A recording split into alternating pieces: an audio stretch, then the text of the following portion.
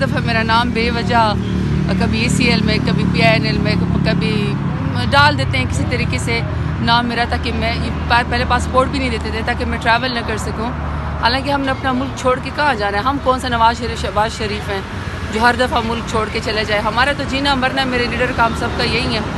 ابھی میں نے یہی دوبارہ اپنے وکیل اسامہ کے ساتھ یہ دوبارہ سے آج ہائی کورٹ میں پیش ہوئی ہوں کہ مجھے ایٹ لیسٹ عمرہ کرنے کی پرمیشن دے دی جائے. تو ابھی آج جج صاحب نے نیکسٹ ہفتے کا ٹائم دیا ہے تمام اداروں کو، کیونکہ ہوتا ہے اسے کہ یہ تیسری دفعہ ہے. میرا نام نکال دیتے ہیں کچھ گھنٹوں کے لیے، ایک دن کے لیے، دوسرے دن 5-10 اور بوگس FIR جو ہیں وہ میرے نام پہ کر کے خفیہ طریقے سے، اور پھر دوبارہ مجھے ACL میں یا PINL میں ڈال دیتے ہیں. سو یہ تو پھر نہ رکنے والا سلسلہ جو ہے وہ چلتا رہے گا. اس لیے جب سال سے آج یہ پریئر بھی یہی تھی، پٹیشن بھی یہی تھی کہ ٹریول کرنے کی، عمرہ کرنے کی پرمیشن دے دی جائے.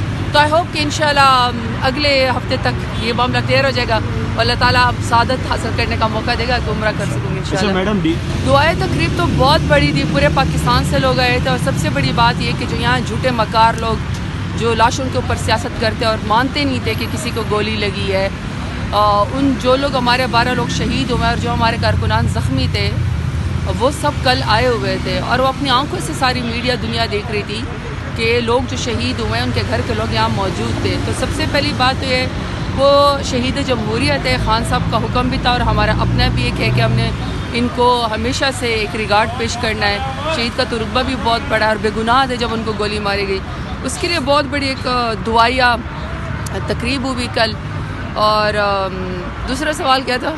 دوسرا جو انسداد دہشت گردی کی عدالت، ہاں وہ میں نے کل دیکھا تھا کہ کتنا افسوس کی بات ہے کہ جج صاحب جو حکم کر بھی دے، جج اگر کوئی فیصلہ کر بھی دے تو ایک عام SHO، ایک عام جو ہے نا پولیس والا، وہ جج صاحب کا حکم ہوا میں اڑا دیتا ہے. اب یہ کتنا افسوس کی بات ہے کہ ایک جج ضمانت دے دیں اور آپ کہیں کہ نہیں ہم نے ان کو جو ہے کسی اور اس میں ڈال دینا ہے دہشت گردی میں.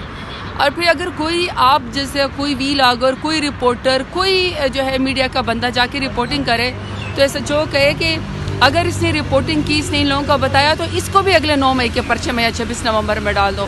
اب اس سے زیادہ آئین کے اور قانون کی دھجیاں کوئی نہیں اڑا سکتا جو موجودہ سسٹم میں PMLN تمام لوگوں سے کروا رہی ہے. تو یہ بڑے افسوس کی بات ہے کہ کل ہمارے جو کارکنان تھے وہ ایک کمرے کے اس میں آپ دیکھیں 24 گھنٹے تک وہ بیٹھے ہوئے تھے کہ اب اگلی عدالت آئے گی تو اس میں جا کے جو ہے وہ تھانے والا آئیں گے اور ان کو وہ کر دیا جائے گا، اریسٹ کر دیا جائے گا. اصل میں مقصد یہ ہے کہ پاکستان تحریک انصاف کو کسی طریقے سے اتنا تکلیف اور آزمائش میں ڈال دو، کارکنان کو بھی، لیڈران کو بھی، خواتین کو، کہ یہ کسی طریقے سے خان صاحب کا ساتھ چھوڑ دے. یہ ان کی جو ہے وہ بھول ہے. خان صاحب کو کبھی کوئی نہیں چھوڑے گا. خان صاحب امت مسلم کا اور پاکستان کا سب سے بڑا لیڈر ہے. جب میرا لیڈر آزمائش میں کھڑا ہوا ہے، بہادر جدار، تو ہم بھی پھر اسی کے ہی ساتھ ہیں. میڈم ایسا لگ رہا ہے، لاسٹ کوشچن ہے، PTI نے مذاکرات کی طرف ہاتھ بڑھائے تو حکومتی وزراء کی طرف سے مختلف بیانات دیے گئے ہیں کہ پہلے تو یہ ہمیں چور کہتے تھے اور اب یہ مذاکرات، وہ چور تو ہیں، اس میں تو کوئی شک نہیں ہے، ڈاکو بھی ہیں، چور بھی ہیں، کرپٹ بھی ہیں. چلو مسٹر چور اور مسٹر ڈاکو لگا دیتے ہیں. الیکشن چور بھی ہیں، لیکن اب تو یہ کفن چور اور لاش چور بھی ہوگی، اس میں کوئی دو رائے نہیں ہے. اور مذاکرات کرنے سے مطلب یہ نہیں ہے کہ کسی کے پچھلے گناہ معاف ہو جاتے ہیں. وہ تو ٹیبل پہ ہیں، جیسے ہمارے ٹیبل پہ ہے کہ ہم نے اپنے 26 نومبر کے شہداء کا ہمیں پتہ چلنا چاہیے کہ گولی کیوں چلائی ہے، جیسے کہ ہمیں 8 فروری کا ہمیں حساب چاہیے کہ آپ نے الیکشن ہمارا کیوں چرایا، جیسے ہمارے بے گناہ لوگ خان صاحب سمیت اس وقت قید کے اندر ہے، جیلوں کے اندر ہے. ہمیں یہ ٹیبل پہ جو نا یہ تمام ایجنڈا تو رکھا جائے گا. تو اس لیے PMLN کے وزراء جتنی مرضی شوخیاں ماریں، وقت ان کا پورا ہے. دیکھیں عوام کی عدالت میں وہ بھی جائیں گے اور عوام کی عدالت میں جو ہے یہ منہ چھپاتے پھریں گے، ان کو ایک ووٹ بھی نہیں ملے گا. اور ضروری نہیں ہے کہ ہر دفعہ ان کے لیے ایسے موافق حالات ہو کہ ان کو ڈیلیں ہی ملتی رہیں.